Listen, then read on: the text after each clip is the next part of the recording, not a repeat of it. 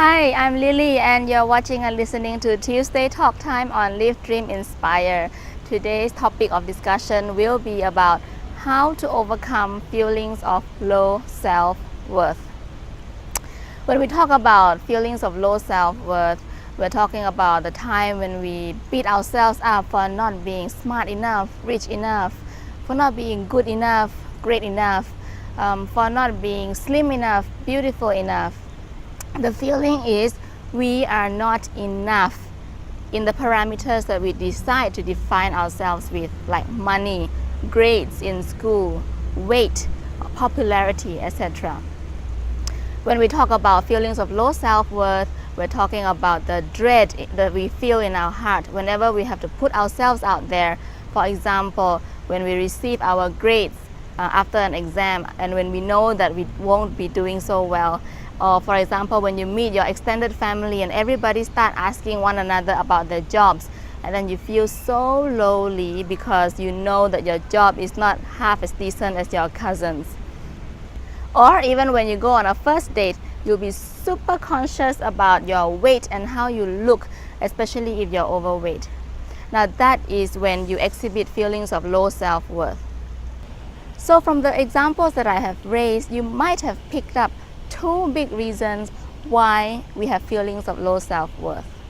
First is the expectations we set for ourselves. We want to be slimmer, prettier, richer, smarter, more popular. These are the things that we expect ourselves to be, and when we can't reach that expectation, we feel we are lowly and not worthy and not good enough, not great enough. And we completely discount all the wonderful things about ourselves. Like when you are very conscious about your weight, you completely ignore the fact that you are a very loving and caring person towards the people who matter to you. When you receive your grades after the final exam, you completely ignore the fact that you are a very good musician or that you are very good in arts or painting. When you beat yourself up for not being rich enough, you completely ignore the fact that you spend more quality time with your family than your neighbor does with his. So in order to overcome feelings of low self-worth, you have to realize that it's only a feeling. You feel worthless, you feel not good enough. But in fact, you are not worthless, you are good enough. We have to do away with comparing ourselves to other people. We have to stop expecting ourselves to be other than who we already are. Be proud of your looks because that's what makes you, you. Be proud of your achievements because they're still achievements. Shift your focus from looking at how lousy you are to looking at how good you are, or be proud of who you already are and positively aspire to be a better version of yourself. There is a huge difference between comparing yourself to someone and beating yourself up for not being good enough, for not being as good as that person.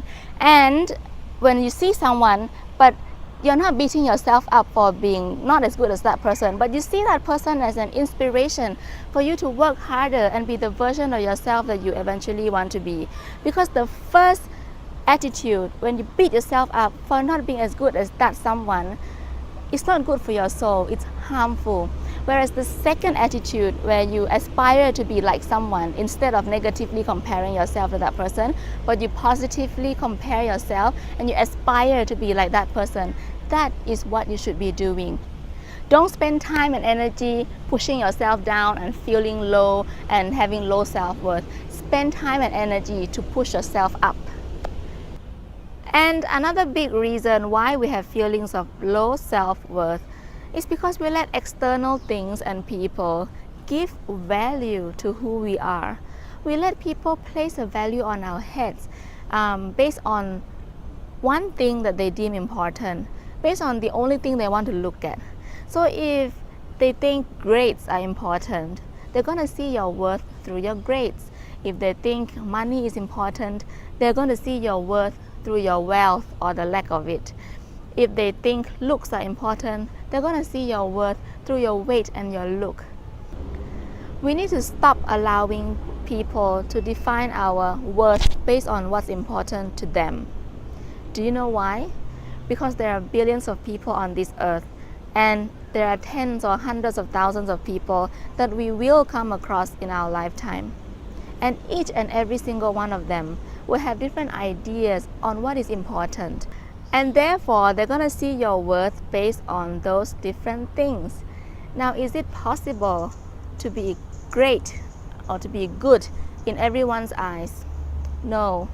That's why it's very important to live for what's important to you.